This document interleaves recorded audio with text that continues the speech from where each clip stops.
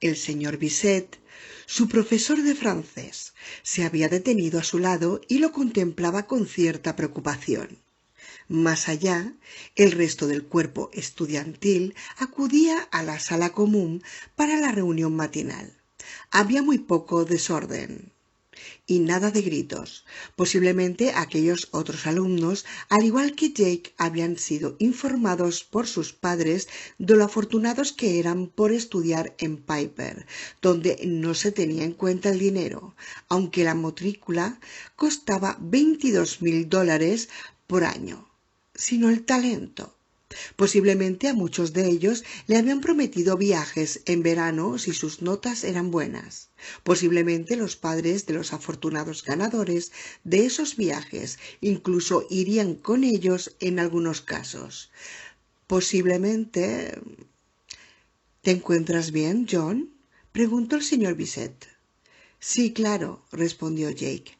Muy bien. Esta mañana se me han pegado las sábanas. Me parece que aún no estoy del todo despierto. La expresión del señor Bisset se suavizó. Bueno, eso puede pasarnos a todos, observó sonriente. A mi padre no. Al maestro de la caza nunca se le pegan las sábanas. ¿Estás preparado para el examen final de francés?, prosiguió el señor Bisset. Voulez-vous vous examiner avec moi ce midi? Creo que sí, contestó Jake. A decir verdad, no sabía si estaba preparado o no. Ni siquiera podía recordar si había estudiado para el examen final de francés o no. En aquellos días nada parecía importar demasiado, excepto las voces que oía en su cabeza. Quiero que sepas lo mucho que me ha gustado tenerte este año conmigo, John. Hubiera querido decírselo también a tu familia, pero no vinieron a la noche de los padres. Están muy ocupados, dijo Jake. El señor Bisset asintió. Bien, me ha gustado tenerte en clase, solo quería decírtelo. Y espero volver a verte el año que viene en francés 2. Gracias, respondió Jake, y se preguntó qué diría el señor Bisset si añadiera. Pero no creo que el año que viene pueda estudiar francés 2, a no ser que me envíen un curso por correspondencia a mi apartado postal en el sanatorio Sunnyvale. Joan Franks, la secretaria de la escuela, apareció en el umbral de la sala común con su campanilla plateada.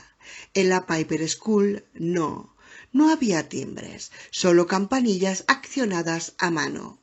Jake suponía que, para los padres, este era uno de sus encantos, recuerdos de los cuentos de su infancia y todo eso. Él, por su parte, lo detestaba. El sonido de aquella campanilla parecía clavársele en la cabeza. No voy a poder resistir mucho más, pensó desesperanzado.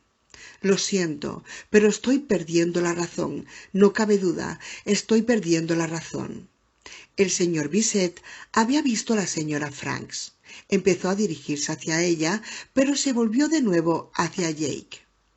¿De veras va todo bien, John? Hace unas semanas que te veo como ausente. Preocupado. ¿Hay algo que te inquiete? Jake quedó casi vencido por la amabilidad con que le hablaba el señor Bisset, pero enseguida se figuró qué cara pondría si le contestaba: sí, hay algo que me inquieta, un pequeño hechoide de lo más desagradable. Me morí, ¿sabe? Y me fui al otro mundo. Y allí volví a morir. Dirá usted que estas cosas no pueden suceder, y por supuesto tiene toda la razón. Y una parte de mi mente sabe que la tiene, pero la mayor parte de mi mente sabe que está usted equivocado. ¿Realmente sucedió? Realmente me morí. Si decía una cosa así, el señor Bisset telefonearía inmediatamente a Elmer Chambers y Jake tenía la impresión de que el sanatorio Sunnyvale sería como una cura de reposo después de oír todo lo que su padre tendría que decir sobre el tema de los niños que empezaban a tener ideas raras justo antes de los exámenes finales.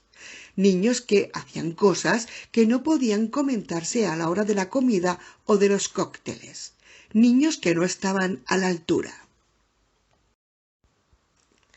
Jake se obligó a sonreír. Estoy un poco preocupado por los exámenes, eso es todo. El señor Bisset le guiñó un ojo. Lo harás muy bien. La señora Franks empezó a agitar la campanilla que llamaba a la reunión. Cada uno de sus tañidos se clavaba en los oídos de Jake y parecía estallar en su cerebro como un pequeño cohete. Vamos, le urgió el señor Bisset.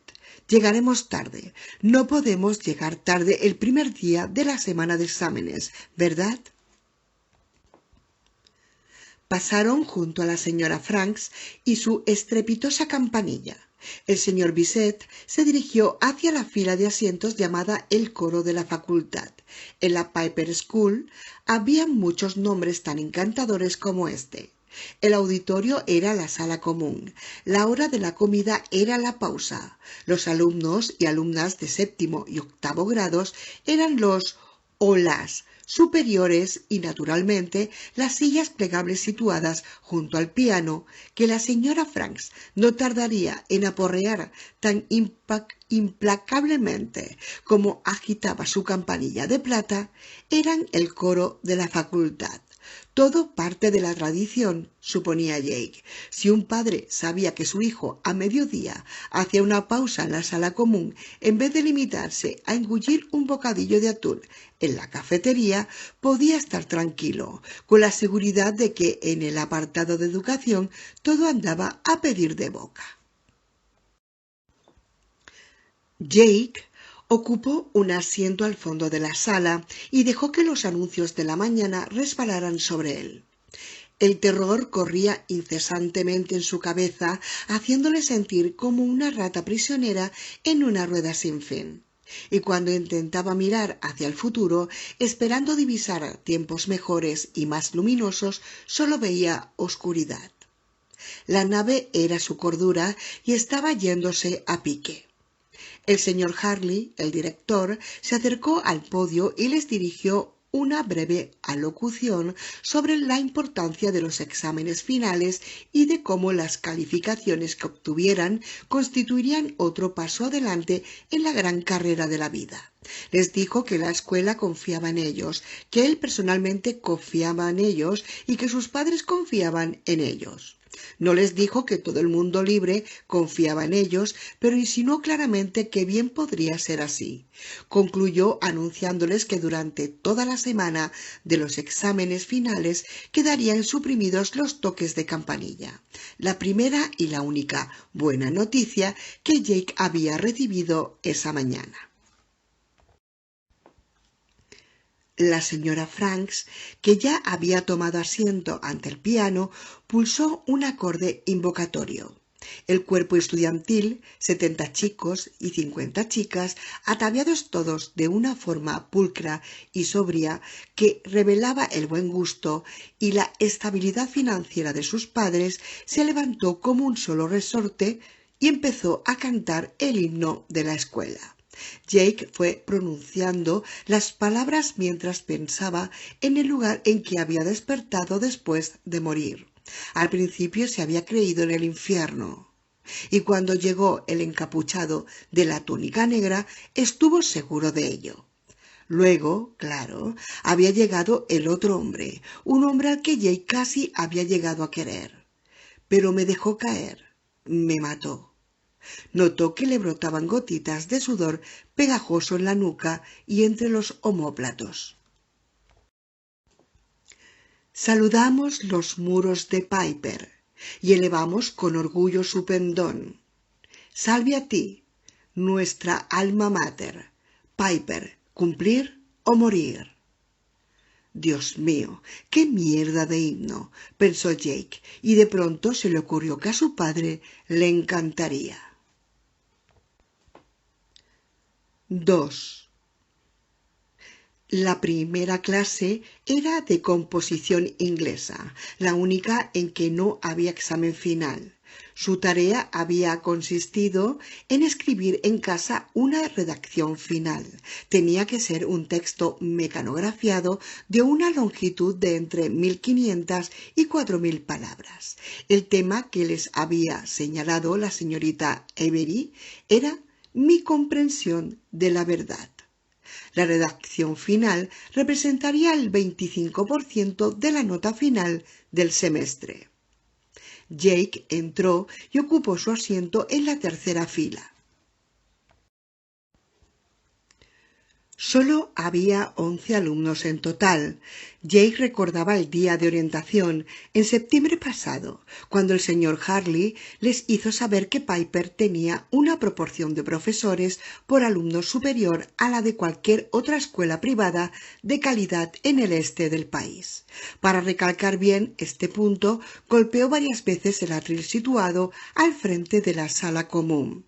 Jake no quedó excesivamente impresionado, pero transmitió la información a su padre. Supuso que a él sí le impresionaría y no se equivocaba. Abrió la cartera y extrajo cuidadosamente la carpeta azul que contenía su redacción final.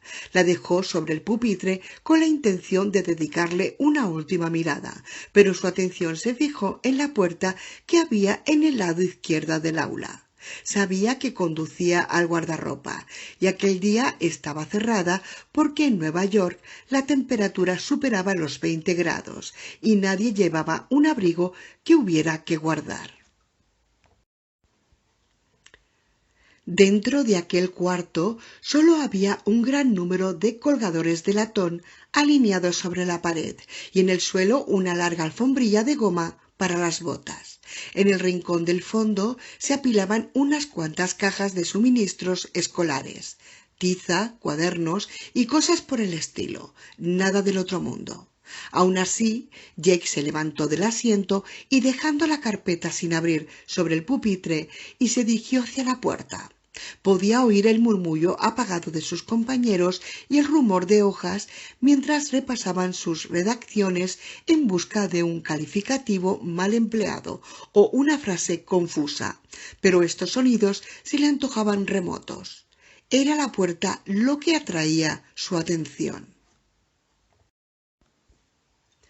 Desde hacía cosa de unos 10 días, a medida que las voces de su cabeza se volvían más y más imperiosas, Jake había empezado a sentirse cada vez más fascinado por las puertas, por toda clase de puertas.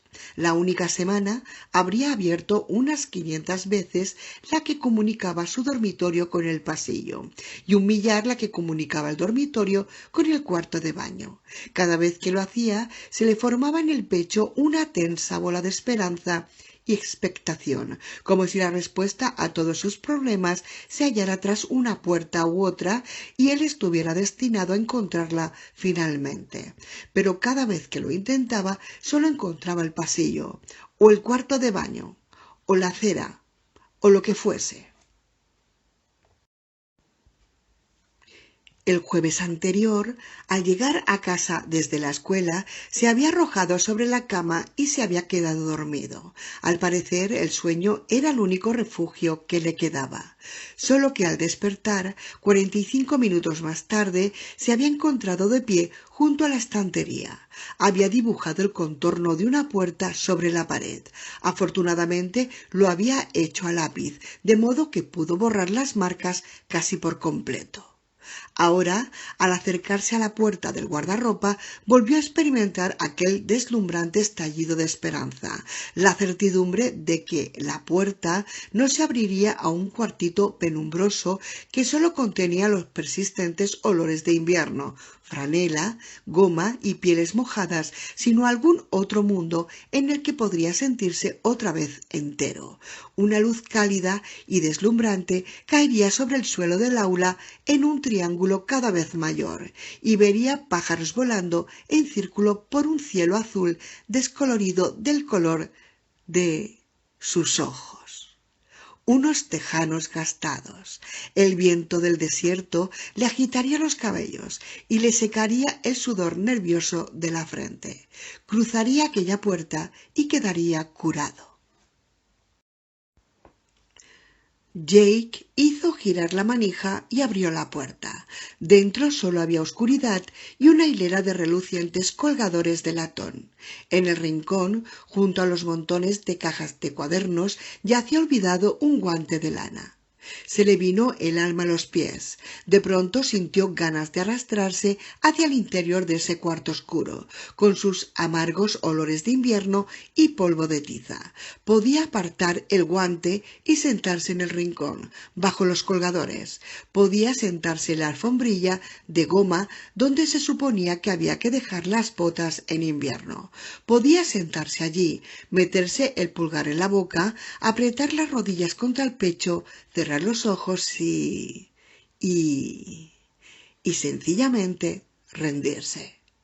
Esta idea, el alivio que le proporcionó esta idea, era increíblemente atractiva. Sería el fin del terror, la confusión y el desquiciamiento. En cierto modo era lo peor, la persistente sensación de que su vida entera se había convertido en un laberinto de espejos como los que había visto en las ferias. No obstante, había acero profundo en Jake Chambers, como había acero profundo en Eddie y Susana. Y en aquel momento el resplandor de su obstinado faro azul destelló en las tinieblas. No habría rendición. Quizá lo que se había estropeado en su interior acabará finalmente arrancándole la cordura, pero en tanto eso no sucediera, él no cesaría de oponer resistencia. Nunca se rendiría. Nunca, pensó ferozmente. Nunca. Cuando hayas terminado el inventario de lo que contiene el guardarropa, John, quizá tengas la amabilidad de regresar con nosotros, dijo la señorita Avery con su voz seca y cultivada. Hubo un breve estallido de risitas mientras Jake apartaba la mirada del guardarropa. La señorita Avery estaba de pie tras su escritorio, con los largos dedos ligeramente apoyados sobre el secante, observándolo con su rostro sereno e inteligente. Aquel día vestía su traje azul y llevaba el cabello recogido en su moño habitual. Nathaniel Hawthorne miraba por encima de su hombro, contemplando ceñudo a Jake desde su lugar en la pared. «Lo siento», musitó Jake y cerró la puerta. Al instante se vio embargado por el poderoso impulso de abrirla de nuevo para asegurarse, para comprobar si esta vez aparecía aquel otro mundo, con su cálido sol y su paisaje desértico. Sin embargo, regresó a su asiento. Petra Jesserling lo miró con ojos alegres y danzarines. «La próxima vez, llévame allí dentro contigo», le susurró. «Entonces sí que tendrás algo que mirar». Jake sonrió distraídamente y se acomodó en su silla. «Gracias, John», dijo la señorita Avery con su voz perpetuamente tranquila. «Ahora, antes de que me entreguéis vuestras redacciones, que estoy segura serán todas muy correctas, muy pulcras, muy específicas, me gustaría repartir la lista de lecturas recomendadas por el Departamento de Inglés para las vacaciones de verano. Tengo unas palabras que decir acerca de varios de estos excelentes libros». Mientras hablaba, entregó a David Surrey un montoncito de hojas ciclostiladas.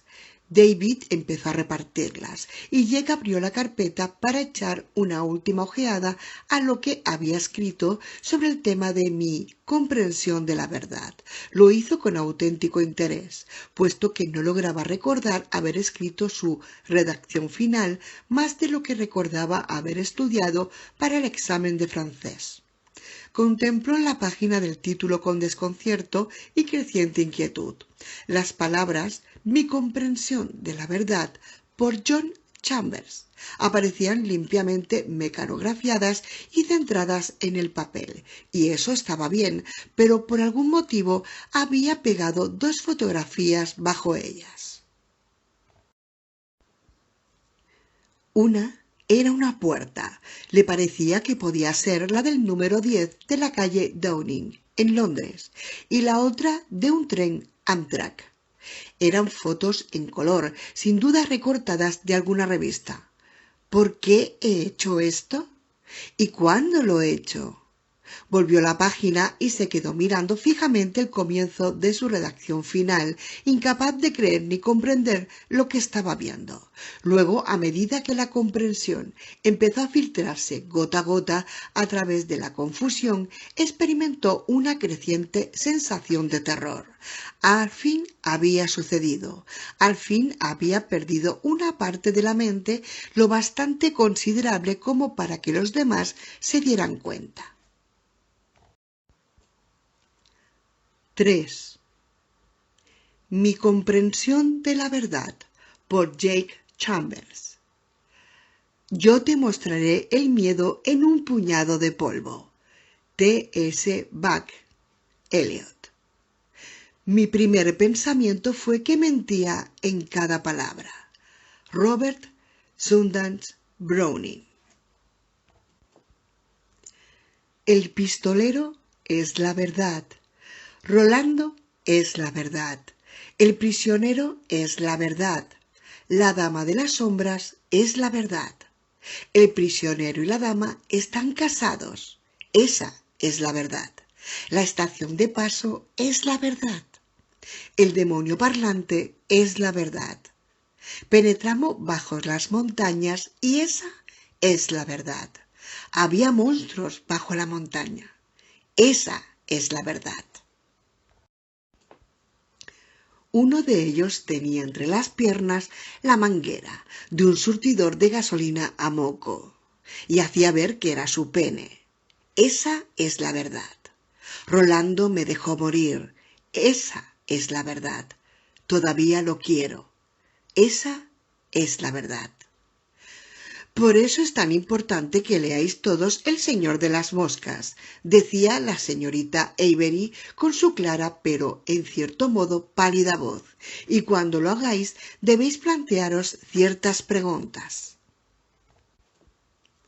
A menudo, una buena novela es como una serie de adivinanzas dentro de adivinanzas, y en este caso se trata de una novela muy buena, una de las mejores que se hayan escrito en la segunda mitad del siglo XX. Así pues, preguntaos en primer lugar, ¿cuál puede ser el significado simbólico de la concha de molusco? En segundo lugar, lejos, muy, muy lejos. Jake pasó a la segunda página de su redacción final con la mano temblorosa, dejando una mancha oscura de sudor en la primera. ¿Cuándo una puerta no es una puerta? Cuando es una jarra, y esa es la verdad. Blaine es la verdad. Blaine es la verdad. ¿Qué cosa tiene 4 ruedas y vuela? Un camión de basura, y esa es la verdad. Blaine es la verdad. Hay que vigilar constantemente a Blaine. Blaine es un engorro, y esa es la verdad. Estoy bastante seguro de que Blaine es peligroso, y esa es la verdad. ¿Qué cosa es blanca, negra y roja como un tomate? Una cebra ruborizada, y esa es la verdad. Blaine es la verdad. Quiero volver, y esa es la verdad. Tengo que volver, y esa es la verdad. Acabaré loco si no vuelvo, y esa es la verdad. No puedo volver a casa hasta que encuentre una piedra, una rosa, una puerta, y esa es la verdad. Chuchú, y esa es la verdad. Chuchú, chuchú. Chuchú, chuchú, chuchú.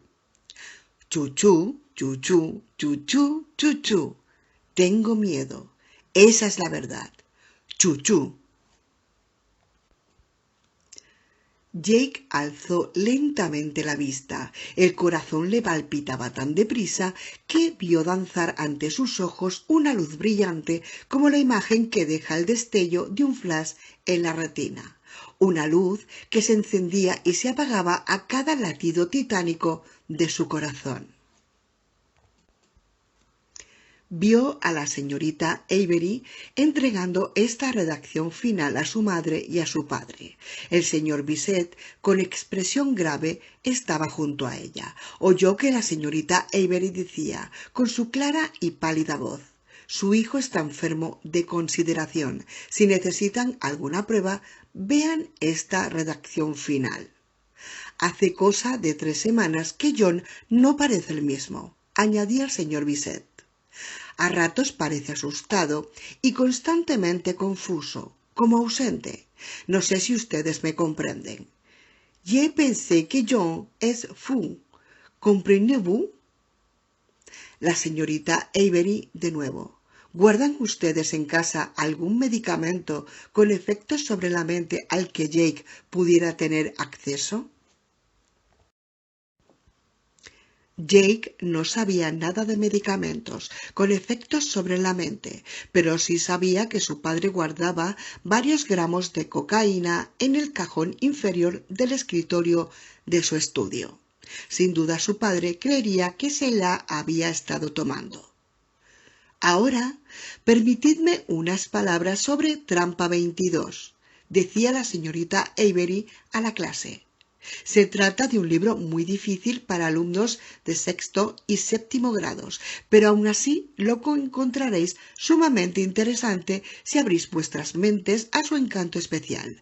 Podéis considerar esta novela, si os parece, como una comedia surrealista. No necesito leer nada de eso, pensó Jake. Lo estoy viviendo y no es ninguna comedia. Pasó la última página de su redacción final. No contenía ninguna palabra. En vez de escribir, había pegado otra foto en el papel. Era una fotografía de la torre inclinada de Pisa. Había utilizado un lápiz pastel para pintarla toda de negro. Las oscuras y cerosas líneas se enlazaban y curvaban en espirales lunáticas. No recordaba haber hecho nada de eso, absolutamente nada de eso. Oyó a su padre responder al señor Bisset. «Fu, sí, decididamente fu».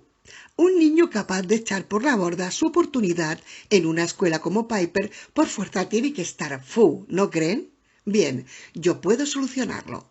Solucionar cosas es mi trabajo. Y Sunnyvale es la respuesta. Necesita pasarse algún tiempo en Sunnyvale haciendo cestos y reorganizándose la cabeza por dentro. No se preocupen por nuestro hijo, señores. Puede correr, pero no se puede esconder. Perdonad, voy a hacer un inciso aquí, porque esta frase que dice «puede correr, pero no se puede esconder», es que me recuerda a la saga Resident Evil, a los videojuegos, ¿no? Cuando dicen puedes correr, pero no te puedes esconder. Y me da muchísima risa, perdonad, ¿eh? Sigo. ¿Realmente lo encerrarían en un manicomio si empezaba a parecer que su ascensor ya no llegaba hasta el último piso? Jay creía que la respuesta a esta pregunta era un gran «¿qué te juegas?». Su padre no iba a tolerar de ningún modo un lunático en la casa. Quizás el lugar al que lo mandaran no se llamase Sunnyvale, pero habría rejas en las ventanas y jóvenes con bata blanca y zapatos con suela de goma patrullando por los pasillos. Estos jóvenes tendrían una musculatura robusta y ojos vigilantes, y acceso a jeringuillas hipodérmicas llenas de sueño artificial. Le dirán a todo el mundo que me he ido, pensó Jake. Las voces que discutían en su cabeza habían quedado momentáneamente acalladas por una creciente marea de pánico. Dirán que me he ido a pasar una temporada con mis tíos en Modesto, o que me he ido a Suecia en un intercambio de estudiantes. o que estoy reparando satélites en el espacio exterior. A mi madre no le gustará, llorará, pero lo aceptará. Tiene sus ligues y además siempre acaba aceptando lo que él decide. Ella, ellos, yo. Notó que se le agolpaba un chillido en la garganta y apretó fuertemente los labios para contenerlo. Bajó de nuevo la vista hacia los frenéticos garabatos que emborronaban la fotografía de la torre inclinada y pensó: tengo que irme de aquí. Tengo que irme ahora mismo. Levantó la mano. ¿Sí, John? ¿Qué quieres? La señorita Avery lo contemplaba con aquella expresión levemente exasperada que reservaba para los alumnos que la interrumpían en mitad de su explicación. Me gustaría salir un momento, si usted me permite, dijo Jake. Este era otro ejemplo del habla de Piper. Los alumnos de Piper no tenían nunca que hacer pipí, aliviar la vejiga o, Dios lo quiera, descargar el vientre. Se suponía implícitamente que los alumnos de Piper eran demasiado perfectos para crear subproductos de desecho en sus elegantes y sigilosos deslizamientos por la vida. De vez en cuando alguien pedía permiso para salir un momento, y eso era todo. La señorita Avery suspiró. ¿Es indispensable, John? Sí, señorita. Muy bien. Vuelve lo antes posible. Sí, señorita Avery. Al levantarse, cerró la carpeta, la recogió y de mala gana volvió a dejarla donde estaba. No podía ser. La señorita Avery querría saber por qué se llevaba la redacción final al retrete. Hubiera debido retirar las malditas hojas de la carpeta y metérselas en el bolsillo antes de pedir permiso para salir, pero ya era demasiado tarde. Jake cruzó el aula hacia la puerta, dejando la carpeta sobre el pupitre y la cartera con los libros en el suelo, junto al mismo. Espero que todo vaya bien, Chambers, susurró David Surrey, y se cubrió la boca para disimular una risita. Aquieta tus labios incansables, Davy, dijo la señorita Avery, ya abiertamente exasperada, y toda la clase se rió. Jake llegó ante la puerta que daba al pasillo y al coger la manija, la sensación de esperanza y certeza se alzó de nuevo en él. Esta vez sí. Ahora estoy seguro. Abriré la puerta y veré brillar el sol del desierto. Notaré ese viento seco en la cara. La cruzaré y ya no volveré a ver este aula nunca más. Abrió la puerta. Al otro lado solo estaba el pasillo, pero aun así, en una cosa tenía razón. No volvió a ver nunca más el aula de la señorita Avery. 4. Anduvo lentamente por el oscuro corredor revestido con paneles de madera, sudando ligeramente. Pasó ante las puertas de aulas que se hubiera sentido obligado a abrir de no ser por las ventanillas de vidrio transparentes de que estaban provistas. Miró la clase de francés 2 del señor Bisset y la clase de introducción a la geometría del señor Knopf. En las dos aulas los alumnos estaban sentados con el lápiz en la mano y la cabeza agachada sobre el cuaderno abierto. Miró la clase de artes orales del señor Harley y vio a Stan Dorfman, uno de esos conocidos que no era del todo un amigo, que daba comienzo a su discurso final. Stan parecía mortalmente atemorizado, pero Jake hubiera podido decirle que no tenía ni la menor idea de lo que era el miedo. El auténtico miedo. Me morí. No es cierto. Sí lo es. No me morí. Sí. No. Llegó ante una puerta con el letrero de chicas. La abrió, esperando ver un voluminoso cielo de desierto y una bruma azulada de montañas en el horizonte. En vez de eso, vio a Belinda Stevens de pie frente a unos lavabos mirándose en el espejo mientras se arrancaba un granito de la frente. «Dios mío, ¿qué haces aquí?», preguntó la muchacha. «Lo siento, me he equivocado de puerta. Creía que era el desierto». «¿Qué?». Pero Jake ya había soltado la puerta, dejando que se cerrase automáticamente sobre un resorte neumático. Pasó ante el surtido de agua potable y abrió la puerta de chicos. Esta era la buena, lo sabía, estaba seguro, esta era la puerta que le permitiría regresar.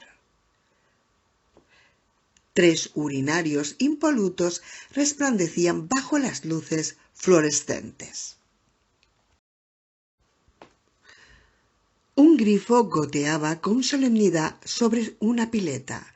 Eso era todo. Jake dejó que la puerta se cerrara. Siguió avanzando por el pasillo. Sus tacones resonaban con firmes chasquidos sobre las baldosas. A pasar ante la oficina, dirigió una rápida mirada a su interior y solo vio a la señora Franks hablando por teléfono, haciendo girar uno a uno los lados de su silla giratoria y jugueteando con un mechón de sus cabellos. La campanilla plateada reposaba a su lado sobre el escritorio. Jake esperó a que uno de sus giros la situara de espaldas a la puerta y cruzó apresuradamente. Al cabo de 30 segundos salía al brillante resplandor de una mañana de finales de mayo. Estoy haciendo novillos, pensó. Ni siquiera su confusión le impidió asombrarse de este acontecimiento inesperado. Dentro de 5 minutos así, cuando vea que no vuelvo de los aseos, la señorita Avery enviará a alguien a buscarme, y entonces se enterarán. Todos sabrán que me he fugado de la escuela, que estoy haciendo novillos. Pensó en la carpeta que había dejado sobre el pupitre. Lo olerán. Lo leerán y creerán que me he vuelto loco. ¡Fu! Por supuesto que lo creerán, porque es verdad. Entonces le habló otra voz. Le pareció que era la voz del hombre con ojos azul descolorido, el hombre que llevaba aquellos 2 pistolones colgando muy bajos sobre las caderas. La voz era fría, pero no desprovista de consuelo. No, Jake, le decía Rolando, no estás loco. Estás perdido y asustado, pero no loco, y no necesitas temer ni a tu sombra de la mañana, que avanza tras de ti, ni a tu sombra del atardecer, que se alza a tu encuentro. Necesitas encontrar el camino de vuelta a casa. Eso es todo. —¿Pero a dónde voy? —susurró Jake. Se encontraba en la acera de la calle 56 entre Park y Madison, viendo pasar el tráfico a toda velocidad. Un autobús pasó ante él con un ronquido, esparciendo un fino reguero de acre zumo a su lado de gasoil. —¿A dónde voy? ¿Dónde está la jodida puerta? Pero la voz del pistolero había enmudecido. Jake se volvió hacia la izquierda, en dirección al río East, y echó a andar a la aventura. No tenía ni idea de a dónde se dirigía, ni la más remota idea. Únicamente le cabía esperar que sus pies lo condujeran al lugar adecuado, tal como le habían conducido al lugar inadecuado no hacía mucho tiempo.